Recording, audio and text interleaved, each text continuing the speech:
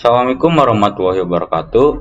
Bertemu lagi bersama saya Rian Alpian dengan NIM 191351195 dari Informatika Pagi A.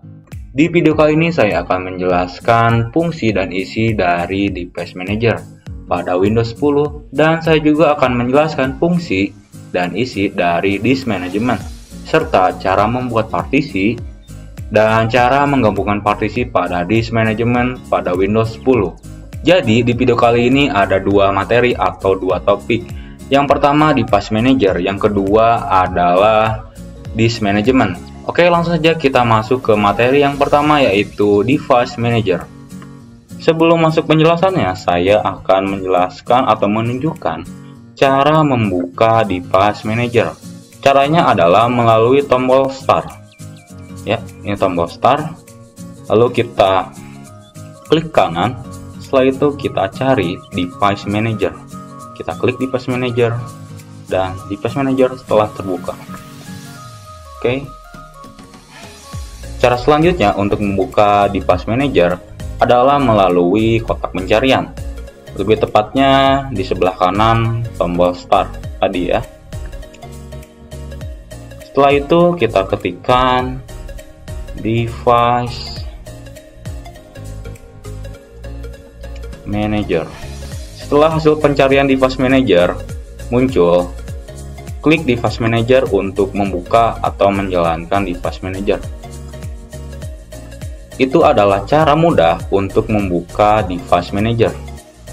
Sebelum menjelaskan fungsi dan isi dari Device Manager, apa sih Device Manager? Device Manager adalah tools bawaan Microsoft Windows yang digunakan untuk mengelola berbagai perangkat atau device yang telah terinstall di komputer Windows. Device Manager memberikan tinjauan secara memusat dan terorganisasi untuk perangkat-perangkat seperti kartu grafis, mouse, keyboard, USB device, monitor, hard drive, dan lain sebagainya. Device Manager memiliki fungsi untuk melakukan pengecekan seluruh perangkat yang terhubung pada komputer secara keseluruhan. Selain itu, bisa juga digunakan untuk mendisable atau mengenablekan hardware yang akan atau sudah terpasang, dan digunakan untuk melakukan kontrol pada semua perangkat tersebut. Kontrol yang dimaksud di sini misalnya melihat status perangkat, memperbarui, memasang, atau mencopot driver, menghapus perangkat lama atau yang sudah tidak digunakan lagi, dan lain sebagainya. Selanjutnya, saya akan menjelaskan beberapa menu yang ada di dalam Device Manager. Di sini sudah ada menu-menu dari Device Manager. Oke, saya akan menjelaskan dari nomor pertama di sini ada Audio Input and Output. Audio Input and Output adalah hardware yang mengatur semua tentang suara pada komputer, entah dari perangkat internal ataupun eksternal. Kita klik. Dan di sini ada mikrofon array speaker di dalam audio input dan output. Untuk mikrofon array adalah perangkat yang tergolong input device berfungsi untuk menginputkan suara pada komputer atau laptop Anda. Dan yang selanjutnya ada speaker. Speaker di sini merupakan kebalikan dari mikrofon, yaitu perangkat keluaran atau perangkat output yang digunakan untuk mengeluarkan suara pada komputer atau laptop Anda. Oke, itu adalah penjelasan untuk audio input and output. Dan di menu selanjutnya ada menu baterai. Ya, di sini baterai di sini adalah baterai laptop ya. Di menu baterai ada Microsoft AC adapter. Ya, Microsoft AC adapter adalah sebuah driver yang menghubungkan charger laptop dengan adapter. Selanjutnya ada Microsoft ACPI Offline Control Method Battery. Oke, fungsinya dari driver ini adalah untuk menjeda ketika baterai memasuki 100%. Artinya sudah full charger, sehingga baterai tidak dapat mengisi lagi. Ini untuk laptop-laptop zaman sekarang sudah tersedia fungsi seperti ini. Di menu selanjutnya ada menu Bluetooth. Bluetooth merupakan pengembangan dari konektivitas infrared pada teknologi informasi yang banyak digunakan pada device-device yang portable, seperti handphone, smartphone, dan laptop. Bluetooth juga termasuk salah satu perangkat keras yang menjadi device yang dibutuhkan user untuk mentransfer data. Bluetooth juga memiliki fungsi untuk mengirim dan mentransfer data file, mencetak dokumen dengan menggunakan wireless printer, menggunakan mouse wireless, konektivitas wireless speaker, atau hands-free wireless atau headphone wireless. Di menu selanjutnya ada menu kamera. Di sini adalah kamera yang sudah terintegrasi ya. Kamera pada laptop lebih tepatnya. Dan kita langsung masuk ke menu komputer. Komputer adalah alat yang dipakai untuk mengelola data menurut prosedur yang telah dirumuskan. Pada menu komputer, di dalamnya ada ACP X64 Base PC. Adalah sebuah driver pada komputer yang digunakan untuk menentukan apakah PC itu support untuk berapa bit saja. Pada laptop ini dapat diinstal OS 32 bit atau 64 bit sesuai kebutuhan. Di menu selanjutnya ada disk driver. Jadi disk driver adalah alat tambahan yang digunakan untuk meletakkan piringan magnetik atau bisa disebut hard disk. Jadi di sini akan memutar piringan dan menggerakkan head atau baca ataupun tulis pada posisi yang diinginkan ketika mengakses informasi dari dalam disk. Disk driver ini juga bisa untuk SSD juga ya, alat tambahannya. Dan di dalam sini ada dua.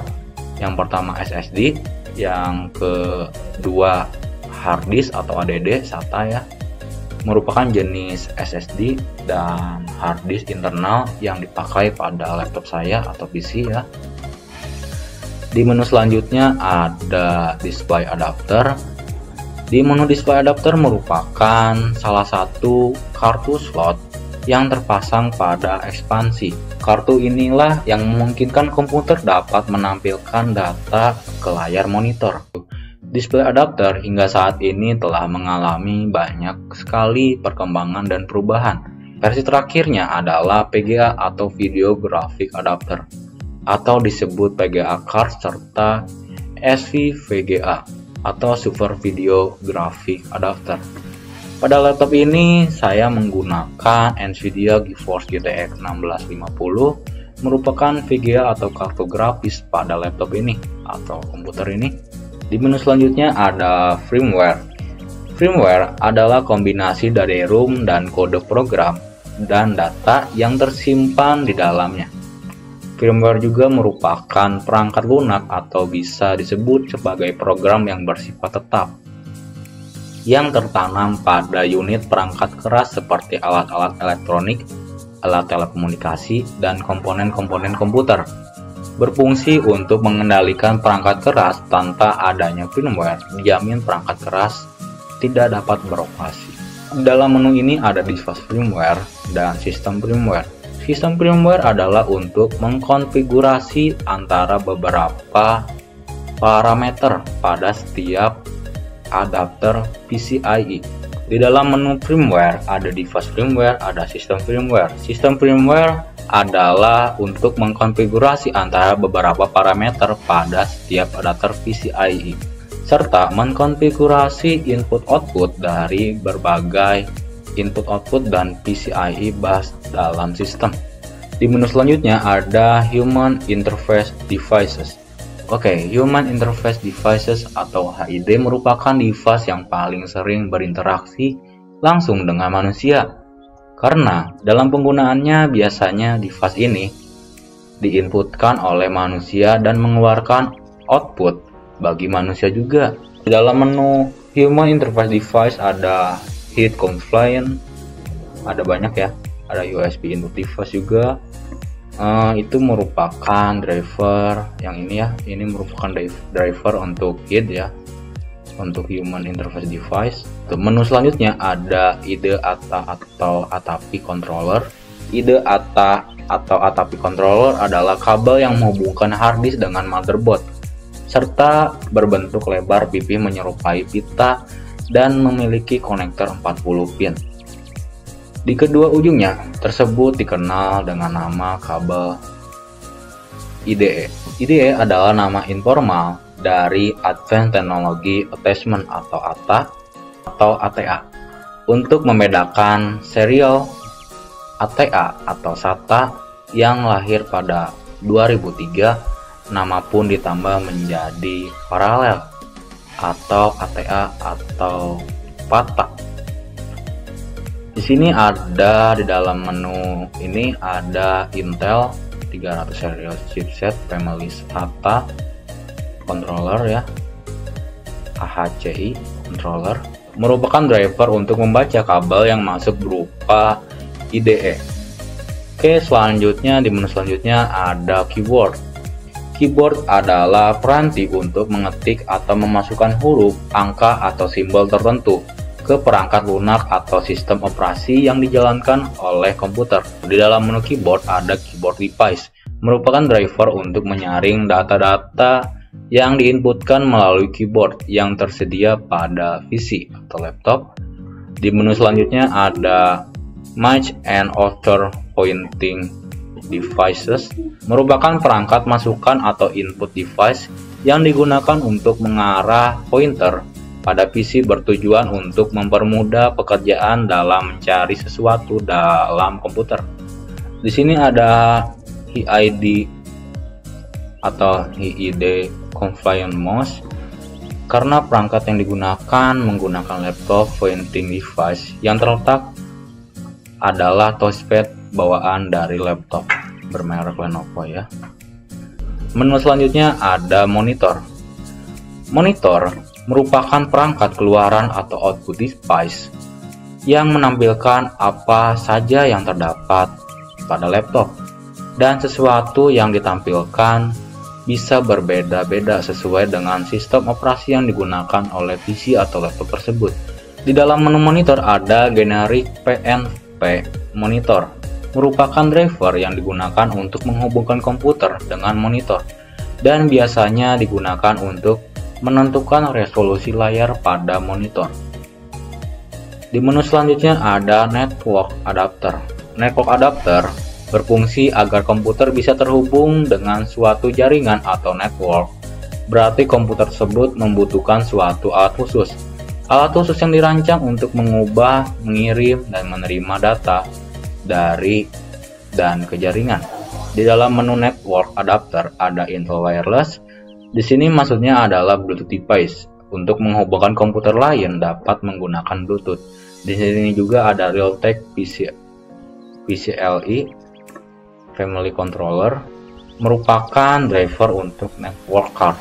Di sini juga ada WAN Mini 4, merupakan driver memungkinkan koneksi pada Windows XP atau versi lainnya. Dan WAN memungkinkan untuk membuat jaringan nirkabel.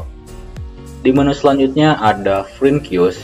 Print Queues berfungsi untuk mengantrikan file yang akan dicetak oleh printer. Di dalam Print Queues ada Fax. Fax merupakan software yang masuk dalam antrian dalam print.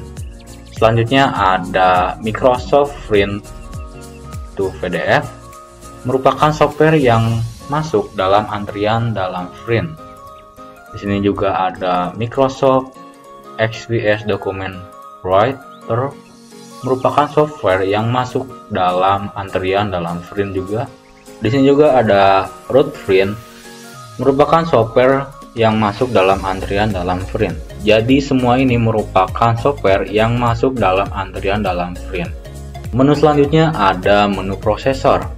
Prosesor merupakan sebuah IC yang mengontrol keseluruhan jalannya sebuah sistem komputer dan digunakan sebagai pusat atau otak dengan fungsi melakukan perhitungan dan menjalankan tugas. Prosesor berfungsi untuk menunjukkan instruksi ke flash instruksi ke sebuah spot di memori yang menampung instruksi. Di sini ada Intel Core, merupakan jenis prosesor yang digunakan pada komputer ini seperti Intel Core i7 generasi ke-9, untuk itu versinya yang high ya.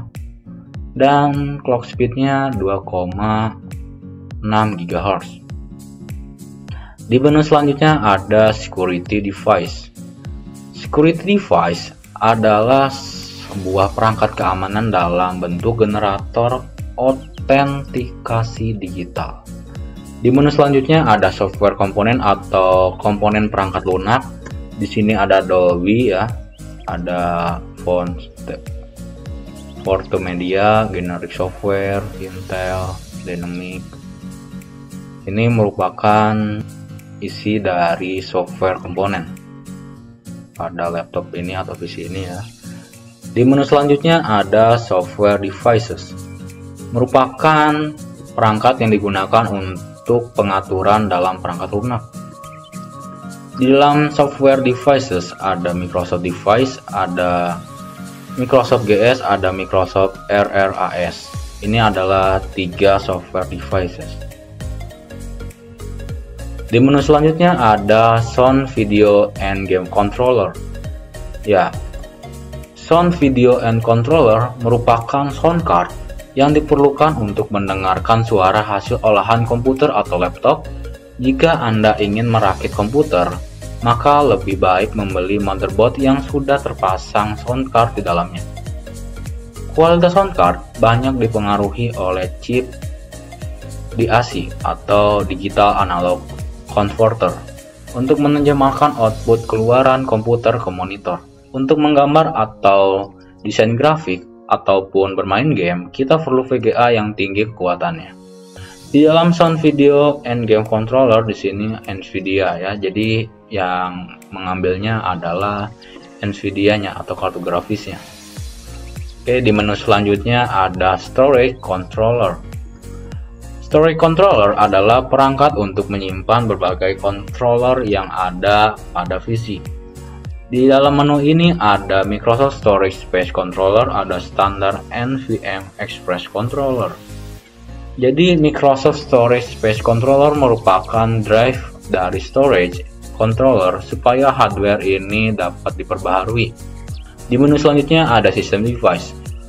System Device merupakan sistem yang mengintegrasikan aturan produksi dalam database, berorientasikan objek aktif atau OODB. Sistem yang mendukung aturan event, aturan produksi yang berguna untuk beberapa tugas sistem database yang aktif seperti memeriksa integritas kendala. Di sini juga ada ACPI, singkatan dari Advanced Configuration and Forward Interface.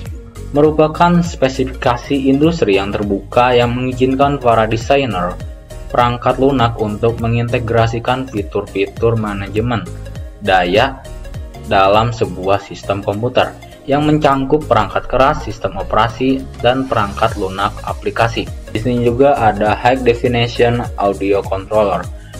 High Definition Audio atau lebih dikenal dengan HD Audio adalah sebuah standar audio yang diciptakan oleh Intel untuk digunakan pada chipset mereka. Di sini juga ada Precision Event Timer. Adalah hardware waktu yang digunakan dalam komputer pribadi. Fungsinya adalah untuk mengoptimalkan komputer atau PC agar lebih efektif dalam memanajemen voltage dan frekuensi dan juga waktu dalam zona yang sudah ditentukan. Dalam menu ini juga ada Numeric Data Processor. Numeric Data Processor merupakan prosesor yang dapat menambah kemampuan pemrosesan numerik pada prosesor. Di sini juga ada PCI atau Programmable Interface Controller. Adalah kendali sela program alat pengendali sela peripheral yang membantu kerja CPU dalam proses penyalaan. Fungsi dari PCI adalah untuk mengendalikan proses penyalaan antara peripheral. Di sini juga ada System Timer. Adalah perangkat yang mengatur tentang masalah waktu pada mesin komputer. Itu adalah beberapa penjelasan menu System Devices. Selanjutnya saya akan menjelaskan menu Universal Serial Bus Controller. Universal Serial Bus Controller berfungsi untuk menyediakan sistem interkoneksi yang sederhana, low cost, dan mudah digunakan yang dapat mengatasi kesulitan karena terbatas jumlah port input-output pada suatu komputer. Di dalam menu Universal Serial Bus Controller ada USB Composite Device, merupakan alat tunggal yang digunakan melakukan lebih dari satu fungsi.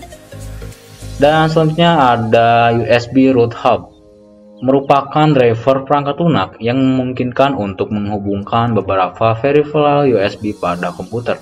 Itu ada beberapa menu Serial Bus Controller. Selanjutnya ada USB Connector Manager.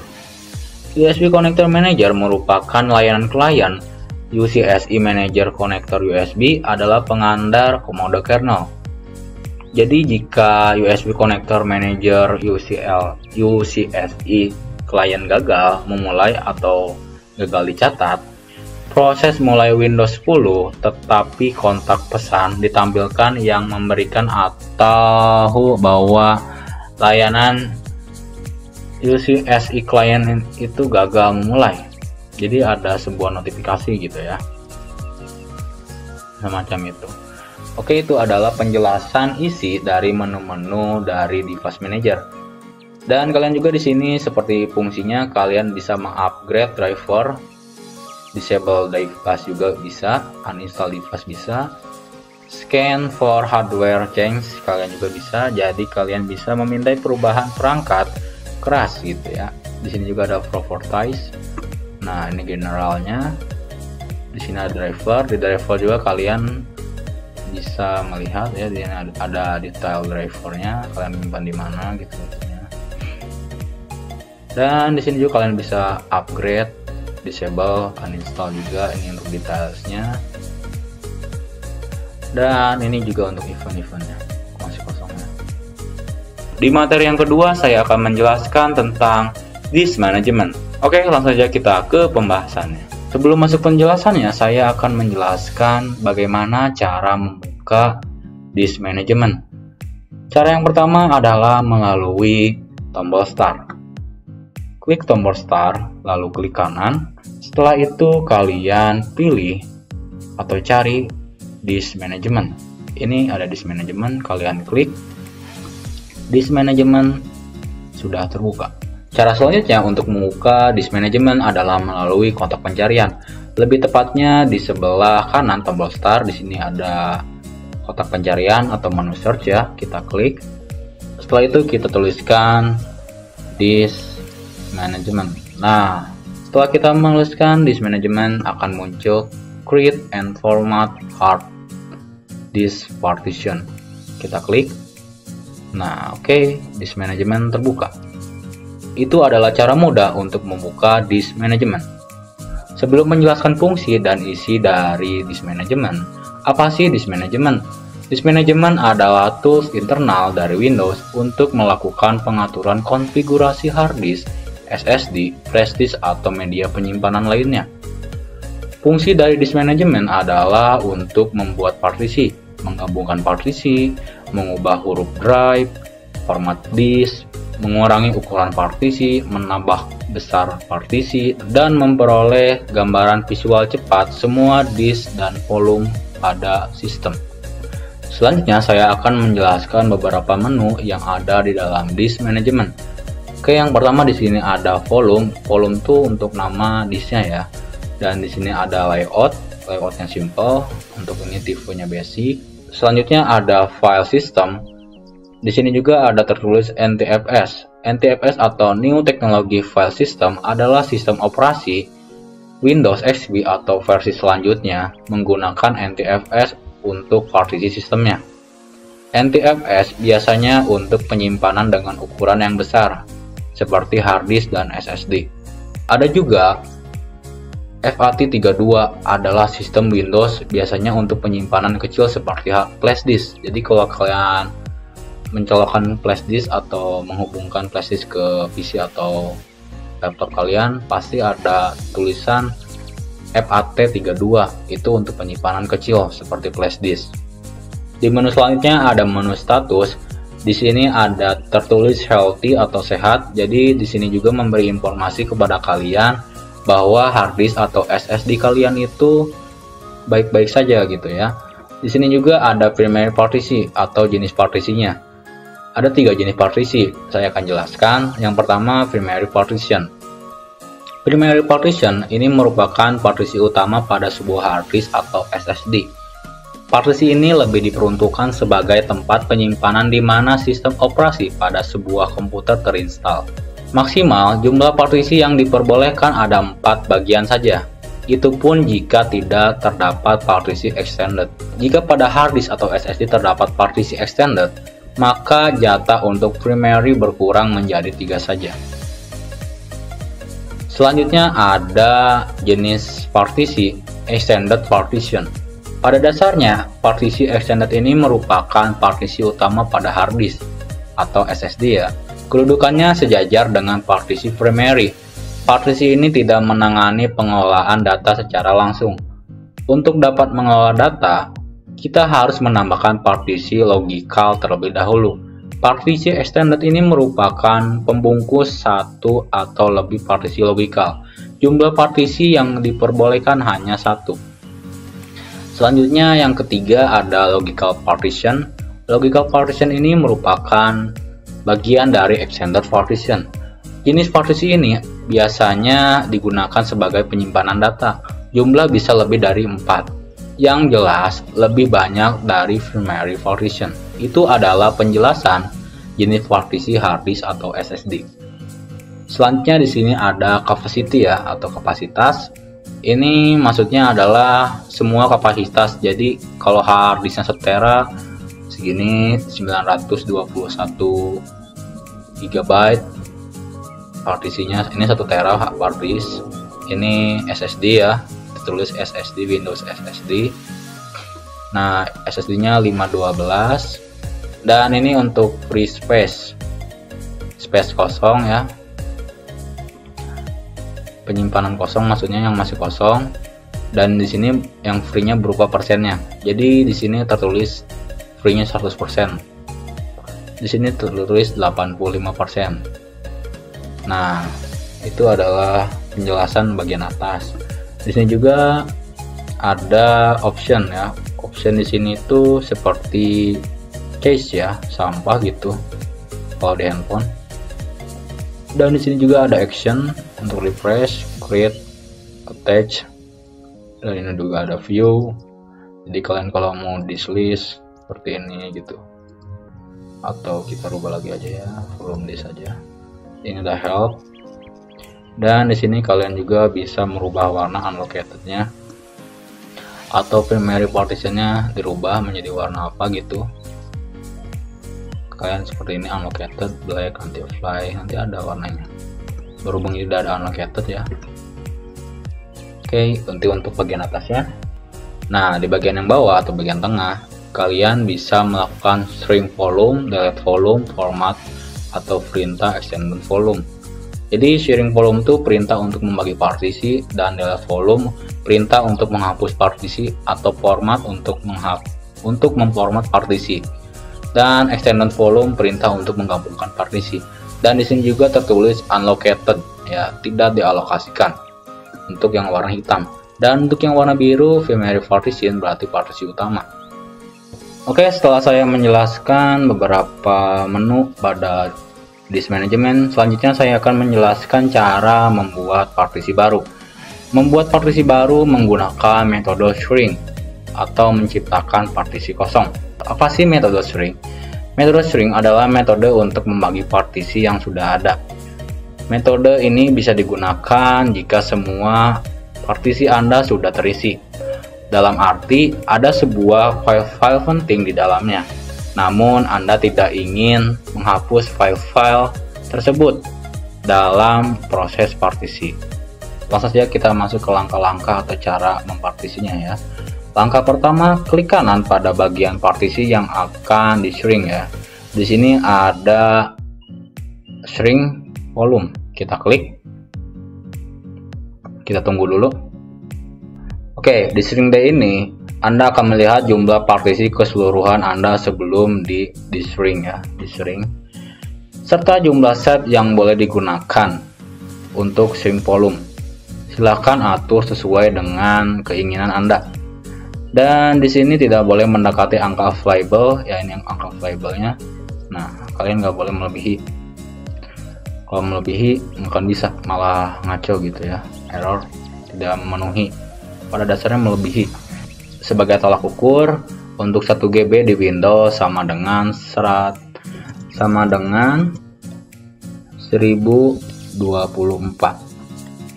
Itu adalah 1 GB. Jadi di sini saya akan mencontohkan untuk membuat partisi yang 10 GB ya. Jadi kita akan menuliskan 10.240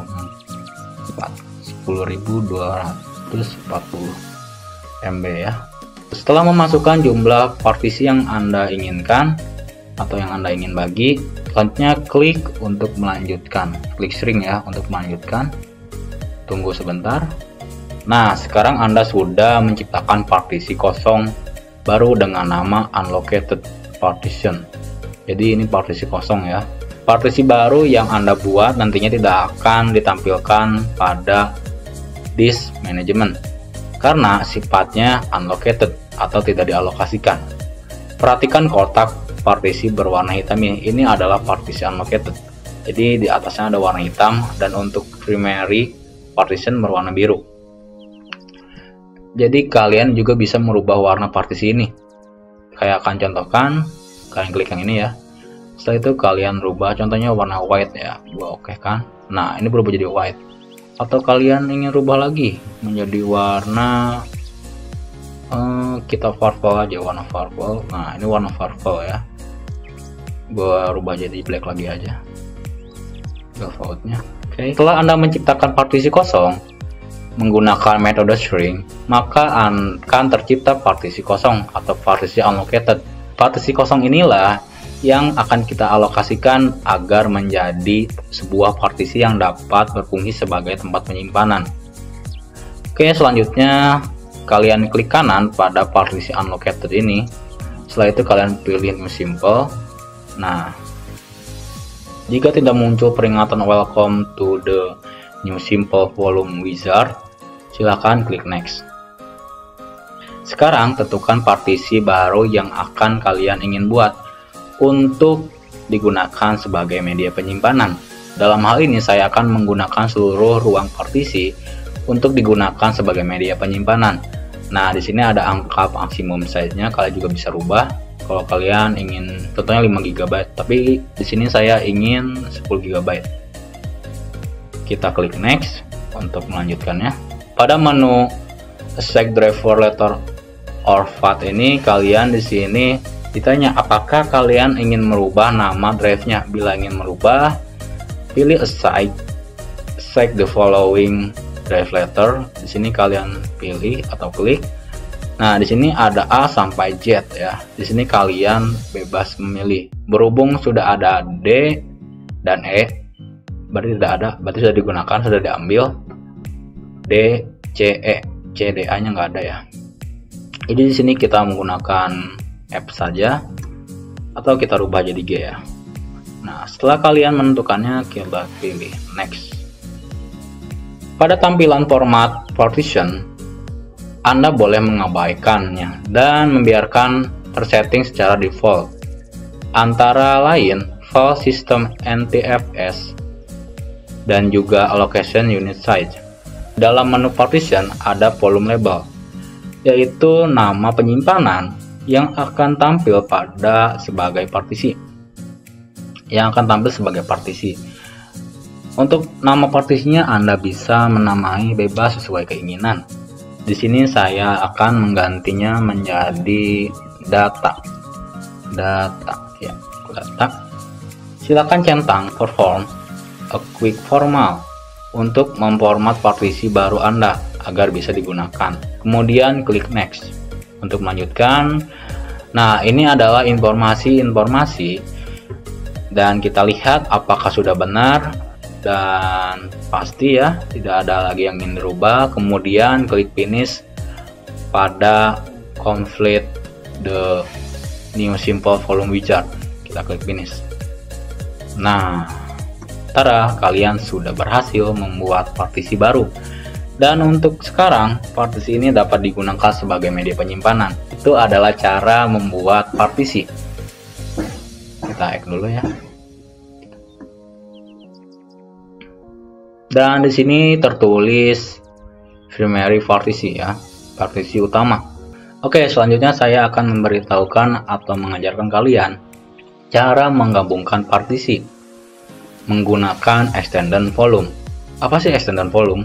Extended volume adalah perintah untuk menggabungkan partisi antara partisi kosong dengan partisi yang sudah ada. Perintah ini bisa digunakan ketika Anda menemui beberapa partisi yang bersifat unlocated, namun sudah tidak digunakan lagi alias sudah nganggur. Perintah extended ini juga nggak sembarang bisa dipakai, karena menurut pengalaman saya, perintah ini hanya bisa digunakan untuk partisi telah di-string. Dalam arti, jika sebelum Anda men-string partisi D dan menciptakan partisi unlocated, maka Anda bisa membuat extended volume untuk partisi D saja. Jadi kalau kalian ingin menggabungkan ke yang di sini yang kosong, yang nol, yang di nol, kalian tidak bisa. Contohnya kalian ingin menggabungkan data G ke data C, nggak bisa karena beda. Ini terpisah. Ini untuk hard disk, ini untuk SSD, karena beda tempat lebih tepatnya. Karena saya baru saja men-string partisi D untuk keperluan tutorial dan juga tugas, maka saya akan menggabungkan kembali dengan cara memakai fitur extended volume. Oke, itu adalah penjelasan fitur extended volume ya. Langsung saja kita masuk ke cara atau tutorialnya. Oke, klik kanan pada partisi yang akan digabungkan. Berhubung ini tidak bisa ya, jadi tidak bisa digabungkan atau tidak bisa di extended karena tidak ada partisi yang allocated ya. Jadi kita harus delete volume karena ini volume yang kosong ya. Kalian juga harus tahu, karena kalau kalian menghapus volume, hati-hati dengan data kalian, pasti akan terhapus. Kita klik yes untuk merubah file menjadi unlocated. Setelah kalian mendelete volume dan menjadi unlocated, kalian baru bisa melakukan extended volume. Tadi di awal, di sebelumnya tidak bisa kan, karena harus unlocated. Setelah itu kita klik extended volume. Oke. Pada tampilan welcome to the extended volume wizard, di sini kalian silahkan klik next. Setelah itu kalian pilih partisi unlocated yang ingin digabungkan. Kemudian pilih.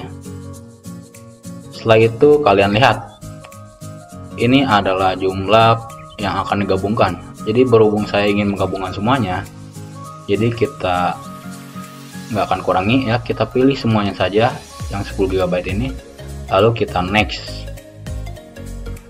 Di menu complete the extended volume wizard, kalian klik finish. Tunggu sebentar.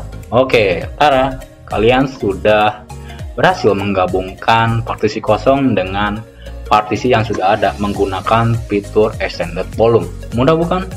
Tidak ada cara yang sulit untuk menggabungkan partisi dan membuat partisi baru.